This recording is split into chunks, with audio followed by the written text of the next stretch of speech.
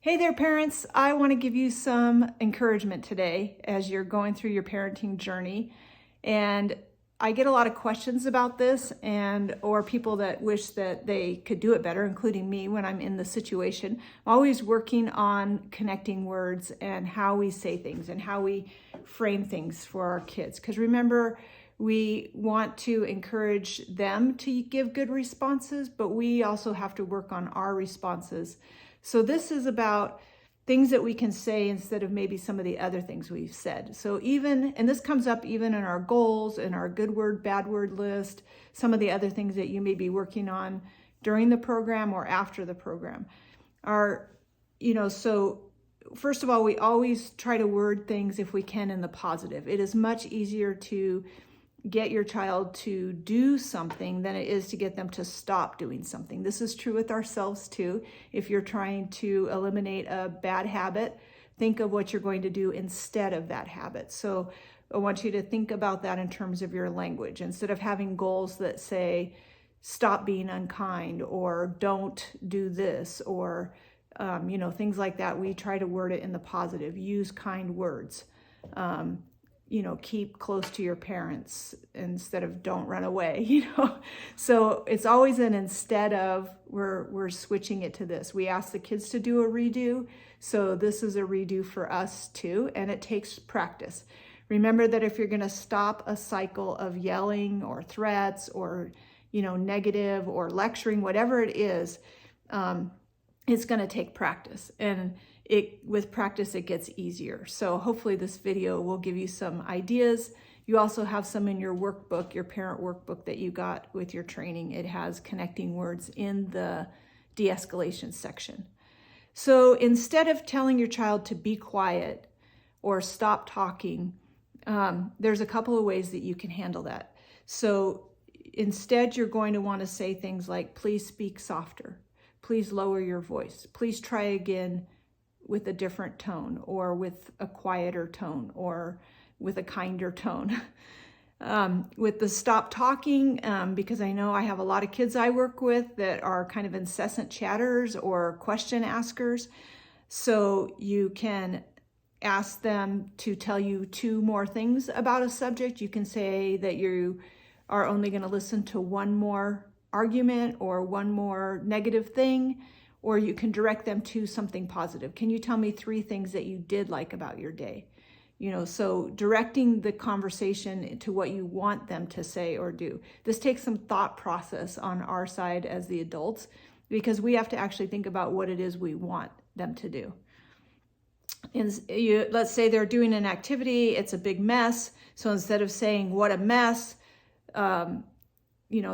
noticing everything that's on the floor, whatever it is, you can acknowledge, wow, that looked like that was a lot of fun, or that was fun. And then the offer of, let's clean it up. Would you like some help? Or would you like help as you clean that up? Because it's also understanding that sometimes kids make a bigger mess than they can actually deal with. Or if you do want them to just clean it up, you can surround that with just telling them, that's great, you did that project, but now it's time to clean up. Or we're going to pick up if it's a huge mess, pick one part of it that you want them to do first and break it up. So let's get all the papers that are on the floor into the garbage. So just breaking it into the positive of what you want them to do, instead of that kind of our first response of like, oh my gosh, look what you've done. So instead of, I told you this before, or how many times do I have to tell you this, or why do I have to tell you this every day? Then think about, asking the child, do you need help? How can I help you remember?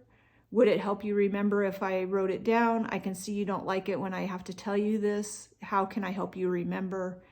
And just phrasing it in a way that helps put it back on them, but giving them that guidance that you're not frustrated. If you are saying, I told you this before, or I've explained this before, all of those things, then look at what you're doing of why you have to do that and why it's frustrating you and how we can come around it a different way. Why are you acting like this?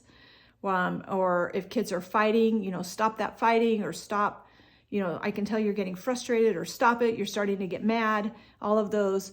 Remember that we want to teach kids to ask for a break. So if we notice it's escalating, then using language around, do you need a break?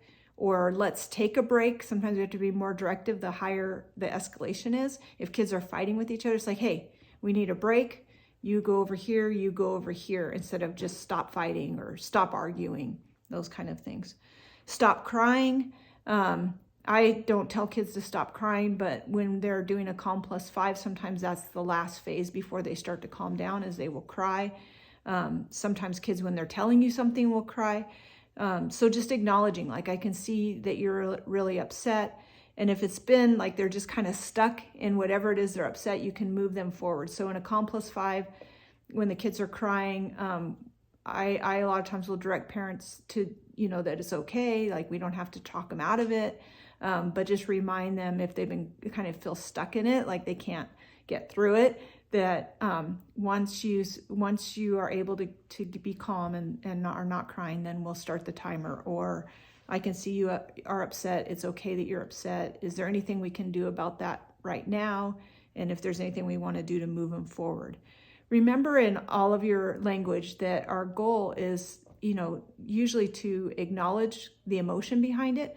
A lot of times with anger, we tell kids to stop being angry or frustrated or whatever it is, but really we just need to acknowledge where that's coming from. And if we guess wrong, they'll tell us. So remember that a lot of anger comes from disappointment or sadness or shame or embarrassment. So just acknowledging, wow, like, I could see where that really embarrassed you, and then moving on from that. We want to develop the ability to handle problems without the kids, going to a super dark place or losing control. And they need to know that they can go there, and that we can help them come back out. So that's one of the big things about using connecting language, and language that comes and supports us as people. So good luck with that.